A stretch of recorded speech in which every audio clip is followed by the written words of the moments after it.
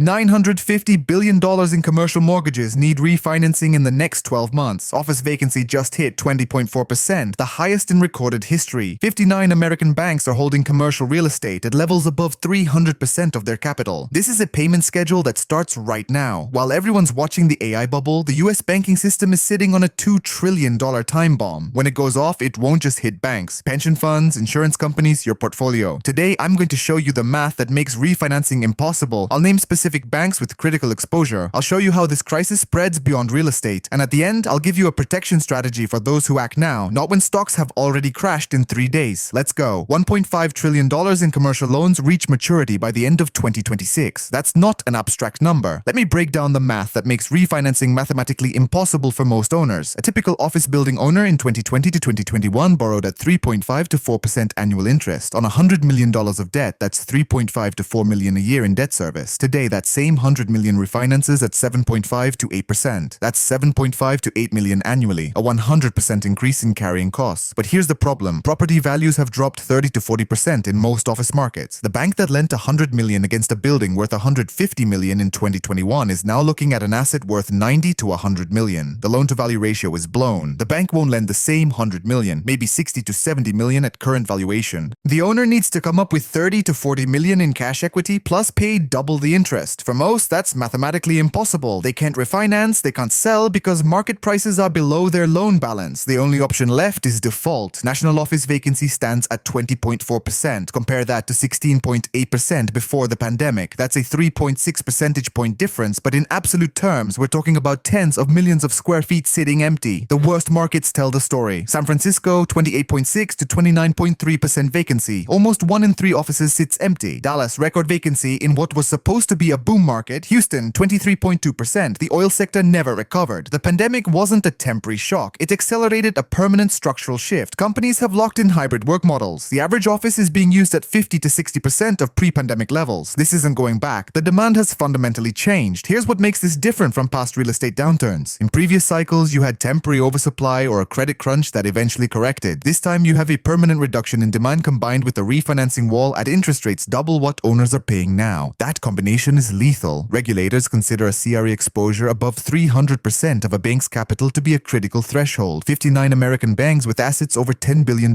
exceed that threshold. Regional banks hold 44% of their assets in commercial real estate versus 13% for large banks like JP Morgan. Let me name names. 6 banks hold CRE exposure above 500% of their capital. Axos Bank, 23 billion in assets, 343% CRE, over 300% in non-depository financial institution exposure. Merchants Bank of Indiana, 19 billion, 494% CRE. Apple Bank, 16 billion, 449% CRE. Veritex Community Bank, 14 billion, 333% CRE. Customers Bank, 22 billion, 333% CRE with over 200% NDFI. Another 20 banks hold between 400 and 500%. Flagstar Bank, the largest in this category. Zions Bancorp, Comerica Bank, Valley National Bank, Synovus Bank, Umpqua Bank, South State Bank. These are not small community banks. These are institutions with tens of billions in assets. New York Community Bancorp is the cautionary tale. 57% of all loans in CRE. They posted a $2.7 billion loss at the end of 2023. Credit rating downgrade, emergency recapitalization, stock crashed 40% in 3 days when the problems became public. If you're holding shares in any of these banks, you need to reassess immediately. If your deposits exceed the FDIC insurance limit of $250,000 in one of these institutions, you need to diversify across multiple banks. If your pension fund invests in regional banks, you need to check that portfolio allocation now. Commercial real estate isn't an isolated sector. It's an artery running through the entire financial system. When it fails, the damage spreads fast. The IMF issued a warning on October 14, 2025 about growing financial stability risks from increased interconnections between non-bank financial intermediaries and traditional banks. Total banking industry exposure to NDFI, that's rates, mortgage companies, insurance firms with CRE assets, stands at $1.25 trillion. That's 60% of the industry's total capital. When these structures start falling, they'll drag banks down with them. CMBS, commercial mortgage-backed securities. These are bonds backed by pools of commercial mortgages. Fitch Ratings forecasts CMBS delinquencies will rise from 2.25% at the end of 2023 to nearly 5% by the end of 2025. Office buildings are the most vulnerable category. When those bonds start defaulting, the losses hit pension funds, insurance companies, and mutual funds that bought them thinking they were safe fixed income investments. Pension funds have significant allocations to CRE debt and REITs. When those valuations drop, pension payouts come under threat. Your retirement account might have more exposure than you think. Most people never look at the underlying holdings holdings in their target date funds or pension plans. They see diversified portfolio and assume they're protected. They're not. Insurance companies hold large positions in commercial real estate. Property and casualty insurers, life insurers, they all have CRE on their balance sheets. When asset values fall, their ability to cover claims gets compromised. If you think your insurance company is immune to a CRE crisis, you're mistaken. The local consequences tell you how deep this goes. Prospect Medical Hospitals in Pennsylvania shut down after bankruptcy. The private equity firm that owned them extracted $658 million in fees and dividends, leaving the hospitals with over $1 billion in debt. An entire county was left with only 2 functioning medical centers. Think about that. People lost access to healthcare because a financial engineering scheme collapsed. When office buildings sit empty, city tax bases collapse. Budgets for schools, police, public transit get slashed. Commercial corridors turn into wastelands. The ripple effects are massive. Fewer city services, crumbling infrastructure.